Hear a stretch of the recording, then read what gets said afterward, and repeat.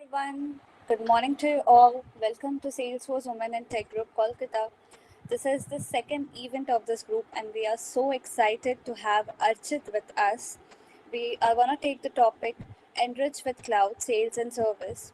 So, basically, we are going to include Sales and Service Cloud both and try to enrich our knowledge within these clouds. A very quick introduction about me. My name is Khyati Mehta. I am the group leader of Salesforce Women in Tech Group Kolkata. I am proud to call myself as Salesforce Marketing Champion. Professionally, I work as Salesforce developer at Cognizant. I am 4x Salesforce certified. Apart from this, I also have Copado knowledge, DevOps knowledge. Hence, I am 2x Copado certified and 1x Blossom Professional certified. I try to stay active in Trailblazer community group and try to uplift everyone. Hence, I am a speaker and I also love to blog. My blog name is all about Salesforce. I'll put all the links in the chat after this so you guys can follow me, or if you need any help or you just want to connect, you guys can follow me over Twitter and LinkedIn and we can connect. So we have Archit with us, our today's speaker. He is an application consultant. He also stays very active with the community. He is a community speaker. He is 3x CH4 certified, 3x Copado certified, 2x Commerce certified, and 2x Blossom certified. He is a Trailhead Ranger, has 800 plus badges.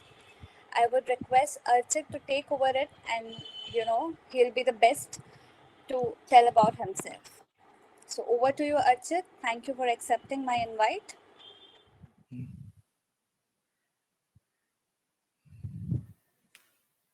So you can go to the agenda slide, Khyati, the third slide. So thank you so much, Khyati, for this book. And hi all, good morning to one all present here who has attended the event. So from this, you can see what is going to be our today's agenda. So first thing, we'll see what is Sales Cloud, the key features of Sales Cloud. In that, we'll be going focused on contact management as well as opportunity management. Then key features of Service Cloud, then other features what Service Cloud has given to us, and case, web to case. Apart from that, the most important part in the Service Cloud, entitlements and milestones, and how we configure an entitlement process with a milestone. Next, Khyati. Next.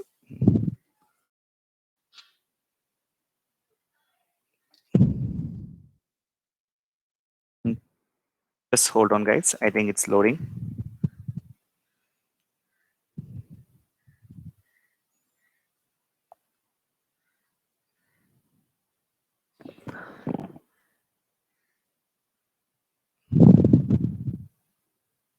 I can see the first slide only, Khyati, the today's agenda only.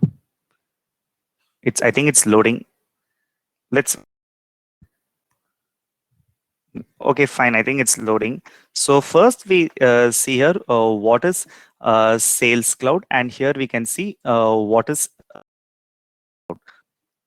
So coming to the one, so actually it's mainly for Sales Cloud. As you can see here, it's fully customizable and brings all the customer informations together, as well as it's also an integration platform for marketing, leads, sales, as well as etc.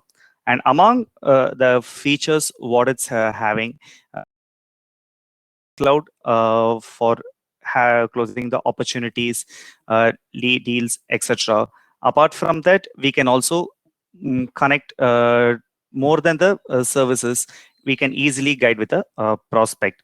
So this is the main thing about Sales Cloud. Coming to the Service Cloud, it allows us to deliver to every customer at any time. Say, for example, when you're having a product where you need some support in any time. So we would be having multiple channels of support like telephone, email, web, raising through the forums, all these things. So we have Service Cloud helping us. And actually, Service Cloud, apart from that, it's also part of the Salesforce Customer 360, where we can easily get connected with the uh, companies, and we can have much support. And it also enables users to automate service processes, and we can have multiple workflows here as experts as well as support customer agents. So this is the part of Service Cloud. Next slide, Khyati. So then next slide, what we can see here is the key features of Sales Cloud. So the key features of Sales Cloud, what we can see here is the contact management, the first thing. Everywhere contact management is much needed. Contact management, actually, here we can store the details of the customers, where we had previous interactions with a particular contact, their contact details, the opportunities they have had with us, and we can also have the cases what we have this one, as well as it gives the complete information about some contacts. And coming to the opportunity management, it in the opportunity, when we have clients, when we have some issues with the clients, we can use the opportunity where we can change the code, generate orders, as well as based on the interactions with our sales team. And also it helps us to allow why a deal has been closed or lost.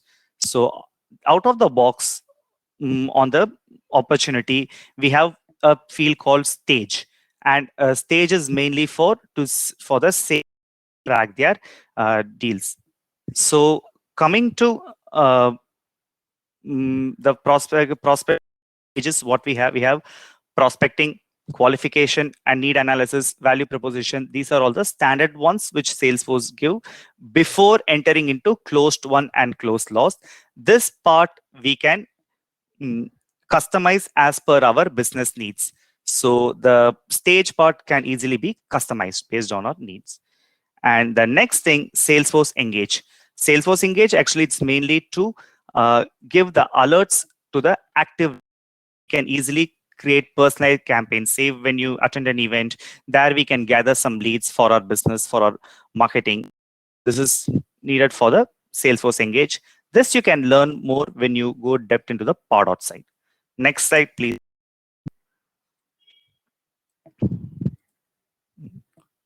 Now come to an important part where we have lead management. In the lead management, as you can see, we need to assign the right leads to the right people to track the campaign. Say, for example, we have lead across the globe. We have lead across each and every region. So there will be a sales team based on multiple regions where they would be assign leads. Say if I'm from India and I'm from the south side, so I would be given a charge of taking care of all the leads in the south zone. So this is where the lead management works well, and as well as its potential for customer sales, as well as for any sales opportunity. Here the main duty of the sales rep or the sales manager, they need to convert the leads into opportunity. I think you should be aware on these things. So when the lead says ready to know about our product, when the lead will get converted to account, product, and opportunity. Apart from that, to convert a lead, there will be some criterias, and it will be based on company to make sure the mapping of the leads to the account, contact, opportunity happens perfectly. Then reports and dashboard. As you have seen, it will be helpful for everything in the Salesforce, including your sales, service, and everything. We can create much and much dashboards, as we can drill down in for further information. Apart from that, the reports and dashboards will also takes us to decision faster and see the pipeline overviews based on a criteria. Sales forecasting. This is very much important. What we can say, it gives accurate view of all the sales, and this can be adjusted with help of real-time data. And this would be highly used by the sales leaders to have a entire team forecast. Sales performance management, this mainly creates the link between the sales data as well as sales goals, as well as it also helps in creating performance summaries. So these we can see about sales forecasting, sales performance management, sales engage. So when you're going for any sales cloud interview or certification, these are important. So we can check into this. Next slide, Khyati.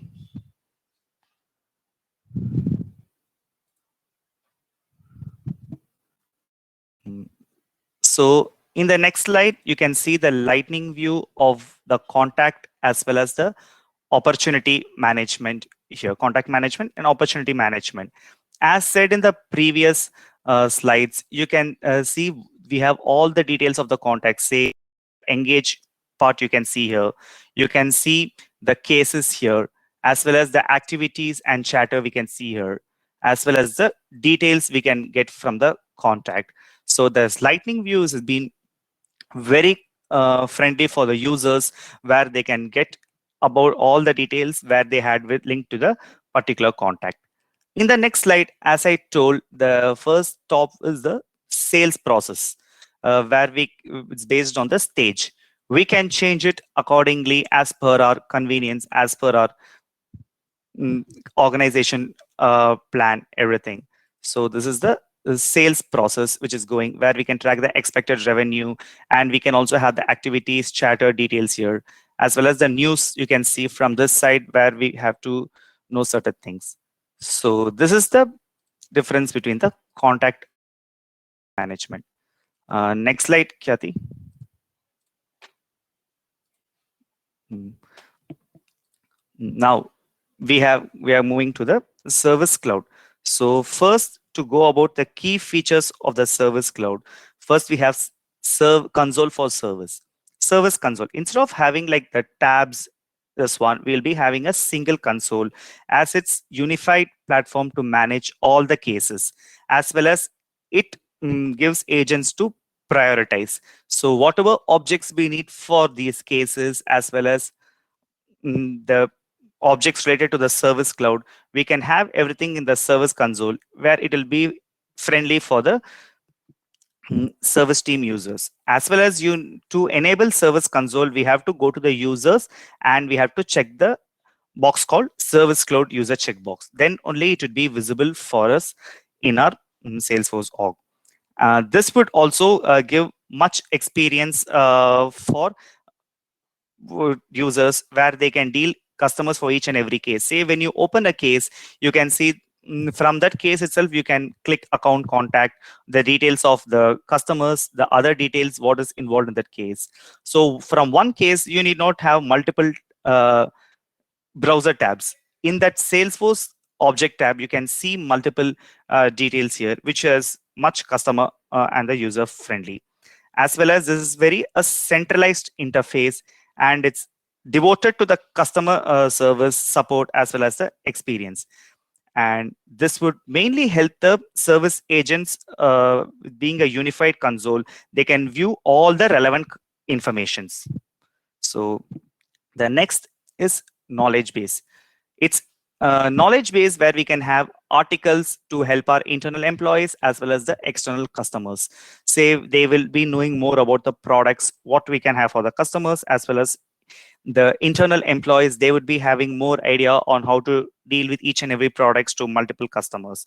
So it also solve the issues, or answer the questions for what being asked by the users and customers. As well as it also helps the guest users to find the article related to community. So in the community also, you can see the knowledge base running, and customer interactions and the resolution are captured and organized into a knowledge base. We can track what the interaction and the resolution is there, and it's very fast as well as friendly. Next, we go to the social customer service. As you have seen in your service cloud, we'll be having cases coming through phone, email, web, or community. We have certain thing called social, where through Facebook and Twitter, the customers can easily reach us. So it's mainly the providing customer support through all the channels, as well as it delivers the service on social media without asking the customer visit the separate web pages. So when I think you would have seen, when you tag one company in the Twitter, they would reply to you instead of going to the web page. As well as in Facebook, when you post a query in the group or in the post, you can get the information in Facebook page itself. Like you would have seen, like any airlines, when you say when your ticket is not being refunded, when your ticket is cancelled, they would reply to your tweet itself when you come to the Twitter. So next we go to the live agent. As you can see, it's a native tool of Salesforce, and it's real-time communication with their website users. So it's more like a chat. Each service agent can have numerous cases simultaneously and interact with each other. So this would be much helpful for the agents when they have multiple chats coming. So multiple people can take care of through all these chat. And live agent can be in numerous ways. It can also be effective to uh, reduce the pressure from struggling to phone support by diverting the calls. So this would be much easier for the service cloud agents. So this is more modern way compared to the traditional ones. So these are the main key features of service cloud. Next slide, Khyati. So coming to the next slide. So here you can see the other features what we use in the service cloud, like case assignment rules. So when, first of all, assignment rule, only one rule can be active at a time. So a assignment rule actually is grouping multiple rules where we can assign a case to a user, where you can assign a case to a queue. Say you'll be having multiple fields in your case object. Say when this, for example, say when the product name is analytics, it has to go to analytics. Product name is data, it has to go to the data queue. So we can have it in a sequential order. The way we keep on changing, the case owner would be changing. So this is how the assignment rule works. And one important thing, only one rule can be active at a time. So we can keep on adding as much as we want here for more and more assignments. So to be clearer, it's advanced version of a workflow field update. Now coming to the case auto response rule. So actually it's set of conditions for having much automatic email responses. Say for example, when you send an email to the when the customers send you email, so there will be some field updates that are like email through origin case, origin web, origin community. So we would be having some auto response rules. When origin changes to community, one template should go. When origin raises to phone, another template should go. So the more and more, just like assignment rules, we have the case we assign to the agents or the queue. So we would be having this also here. So the case auto response rules.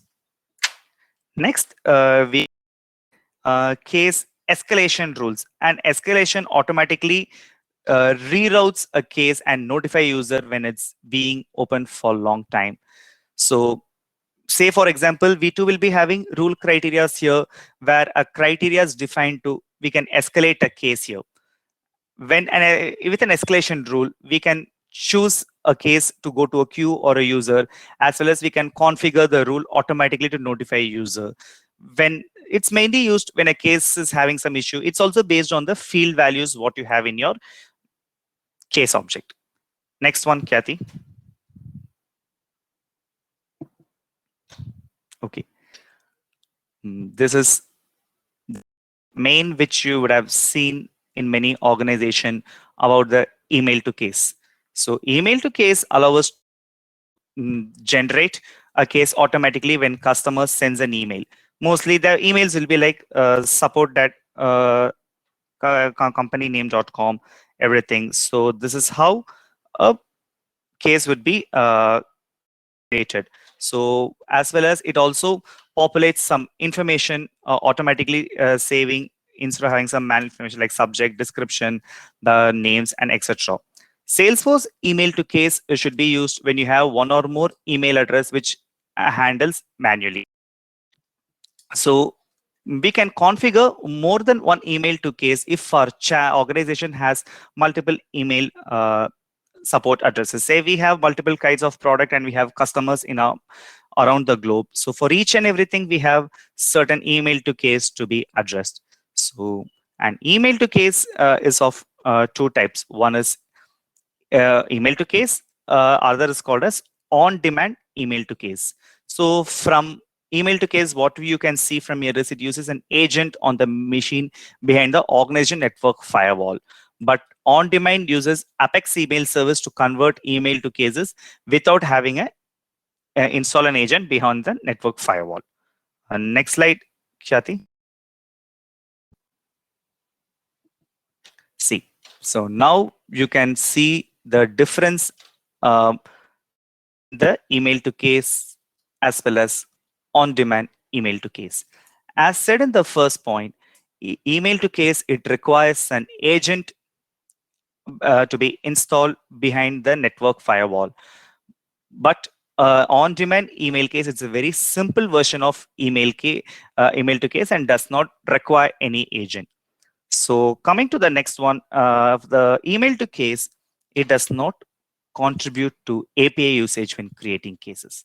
But you can say in the on-demand email to case, it contribute more to the API usage while creating the cases. So the next point, what you can notice is email to case, it accepts mail larger than 25 MB. But the drawback, what you can see in the on-demand email cases, it refuses emails more than 25 MB. So that's a limitation what we are having here. So then coming to the next thing, keep all email traffic within the firewall, the email to case, but the on-demand email case, it does not keep email traffic within your firewall. And the last thing, the attachments. This would be helpful for email to case, assuming if your customers are having issues, if they want to share some file attachments, if they want to share some more and more details, which is more than 10 MB, email to case would be much efficient for these kind of cases. So, but if you see in the on-demand, only handles attachments up to 10 MB only. So this is where we can see where most of the places email to case having slightly bigger advantage than this one. But when you have an email to case, actually when you email service address will be created, and once your company creates an email ID for that, the forwarding has to happen here. So that's how this works. So hope you were able to see the key difference between both. Next slide.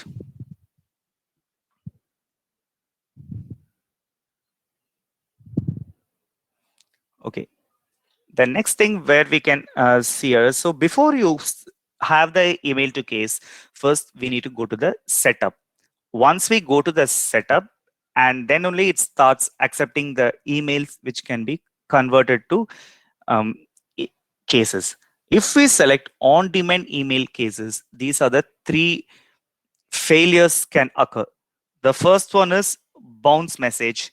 The email service returns to the sender or the automated case user, which you will be having in your process, automated case for case users in your org for on-demand email case, and they will say the reason why this was rejected. Then a discard message. Email service deletes the message, notifying the sender. Then the third one, what you can see is requeue message, where over email rate limit action only. Here you can see the email service queue the message for processing in next 24 hours.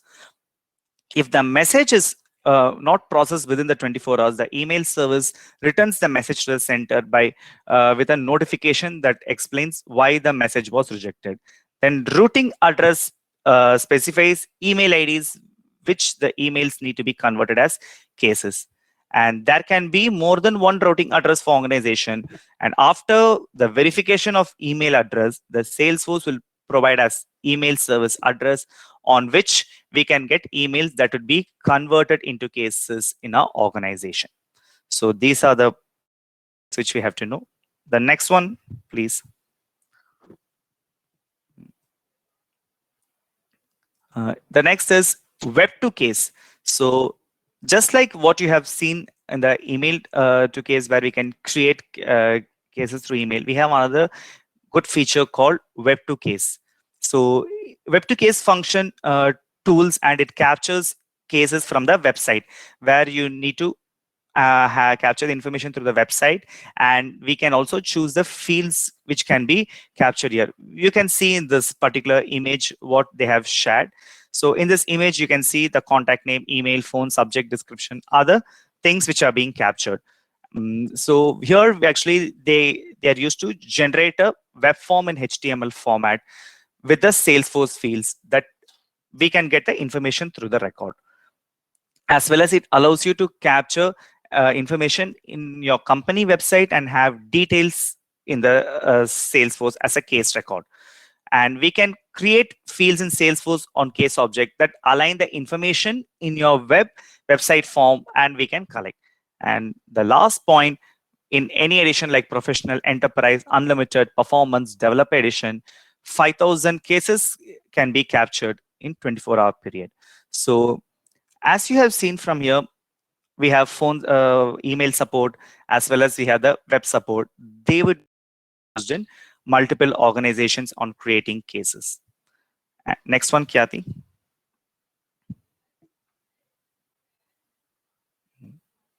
So here, now entitlements and milestones. So this is very much important. So let me, before starting about the main feature of entitlement or milestone, say assuming you have multiple cases, multiple customers, as well as multiple queries coming across, we need a SLA. We need how to manage these cases. Say, for example, you can divide accounts into three parts like tier 1, tier 2, tier 3. Say if it's a tier 1 account, the SLA would be like you have to reply to him in 30 minutes. The agent should not take more time. If it is a tier 3 account, they can take like 2 hours. So this is where the entitlement and milestone works. And if the team is managing high case volume, say when you have multiple cases from multiple customers, here we have to create some reports and dashboards sorted by the priority or the account tier, as well as the entitlements what we have here. So this is more useful for the service agent, where the reports and dashboards would help them. Then actually Service Cloud entitlements and milestones, actually there will be, we can define the appropriate service levels. Say, as I've told about the tiers, and we can also outline within the service process. With customers expecting outstanding customer services, we need to meet their expanding needs. So based on the issues, say, let me say a simple example on this. When you're running a mobile showroom, so one customer says he needs a mobile pouch, that can be treated as a medium priority or a low priority. When customer is having some chip not working for his newly purchased phone, you can give that as high priority or business critical. So like this, you can give as per your organization needs. Next one. So from this, you can see what the entitlements are mainly. So entitlements, actually, as you can see, they're units of support such as phone or web. They are typically used to represent in terms of service agreements. So entitlements, they are actually entitlement process are timelines that include all steps or milestone that your support team must resolve the support records, like cases or the work orders. Having entitlement configured in Salesforce allows your customer service reps to verify support your customers are entitled. So we use the entitlement have to be configured here, and allows you to monitor the SLA and ensure the reps are delivering the support in a timely manner. Here, when the SLA passes there, which will be calculated in terms of milestone, there will be a milestone breach, and the service reps will be all getting all the errors. So, and entitlements can be configured in Salesforce in two ways. They allow your customer service reps to verify what kind of customers need, as well as they allow you to monitor SLAs and ensure the service reps are delivering in the right time. The point you can see here is entitlements can be related to account, assets, cases, as well as service contracts. And they could be related to contacts in Classic only. In Lightning, they cannot be related. So which you can see here, what is the types of entitlements we are having. So apart from that, they can also be pre-configured to be automatically to certain products. So next, please. Next, we see the milestones here. So as I said, it's based on the SLA, um, based on the tier customers. So it's a major step in a support process, which uh, they define company SLAs. Milestone can be defined with countdown to ensure key steps in a process are being met. Example business cases that could be fit for milestone from this one, where a milestone is 3 hours. You can see in this particular image. So in this particular 3 hours time, the case agent has to complete all the milestones. Where the premium support, as I told you, premium support customers are guaranteed an initial response within 3 hours, and tier 1 support case resolution within 48 hours. So once accepted, the enhancement request must have design proposal within the 10 days. So these are the milestones what we need to work. As we can majorly see, where milestones will be highly dependent on. Next one.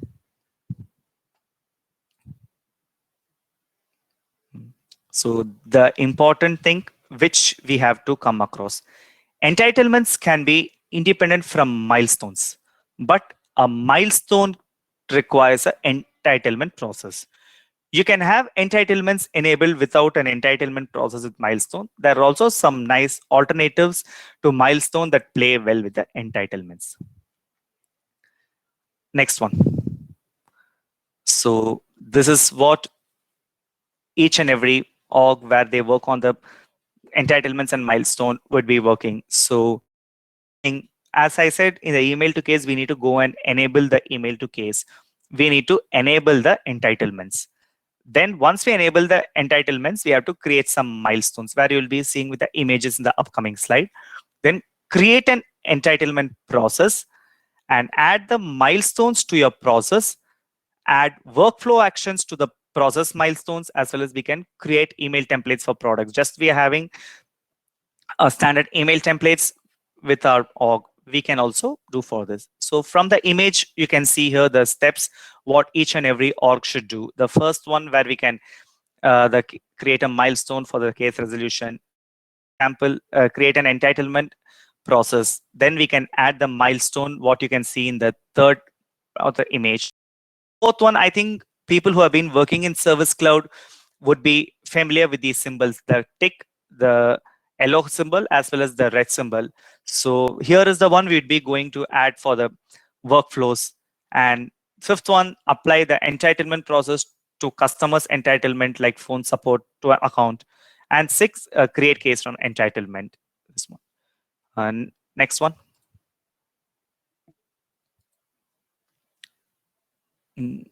So which you can see here. First thing we have to do is enable the entitlement management. Here you have to go to the setup and you can follow under the entitlement management settings, and you can click this and save. Going to the next one, there are three options where we can create milestones. You create a milestone like initial response. Then after that, you can have second response, resolution. We can have 3-4 multiple milestones at a particular time. So the recurrence types of milestone, what you come across is no recurrence, independent, sequential. Say no recurrence will occur only in the process.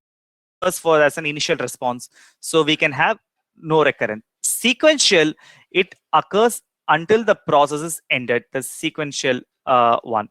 The final one, independent, despite other milestones will be running. So the independent one occurs of other milestones when certain criteria is met, like when you propose a solution. Next one.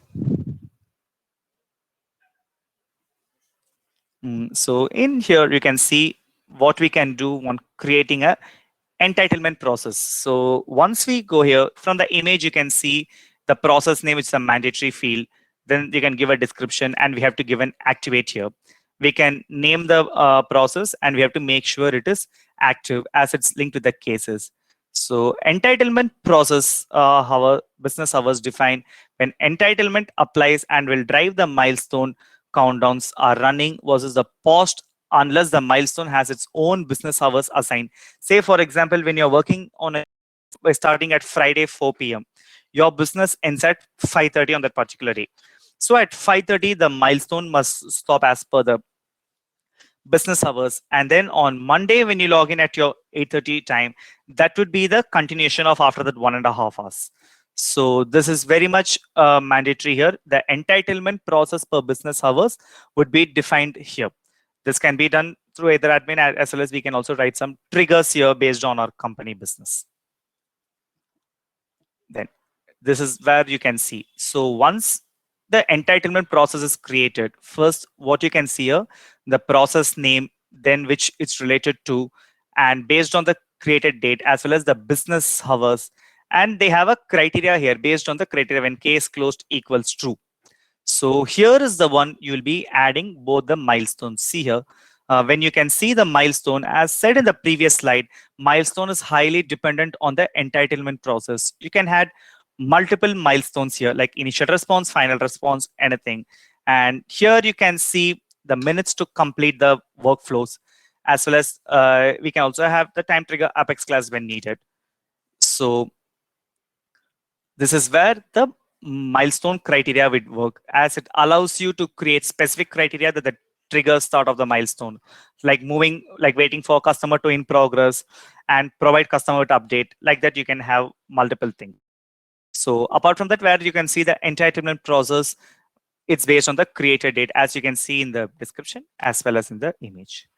Next one. Khyati, there's one comment that the template didn't move. I hope you're in the slide number 23, add workflow actions. Can you guys see the template add workflow actions on process milestones? Could someone please confirm? Okay, fine. There could be some network delays, so sorry. So as you can see from here, they're adding the workflow actions to the process milestone. These three would be much needed in your org. So where you can see the green color for the success actions, yellow color for the warning actions, and red color when you occur a violation. So here, see from workflow, I think everyone here would be worked on the workflows like field updates, email alerts, create a task, everything. The same thing can be done here. Say in a success action, that is 1 minute after the milestone time, 1 minute after the entitlement time, you can have a field update in your case object where you can see some success trigger. So say for example, the case has been success, some field update here, and an email alert can be passed to your manager or this one. Warning actions, when there is no action taken, like say for example on Monday by 3:30 you have to finish this, like say you can say like 3 hours before the time, you can get the warning actions coming for this, where the email would be going to the case owner as well as his particular manager, which by adding the names needed as per the business. And once the violation occurs, the best practice what we can do is the action. It's mainly when milestone is violated. So like the countdown is over, when the chart comes to 0, we can have a update, or like we can have some symbols in the field of red case has been violated, the case has been flagged, as well as the email alert can be sent to the case users, case owners as well as the manager.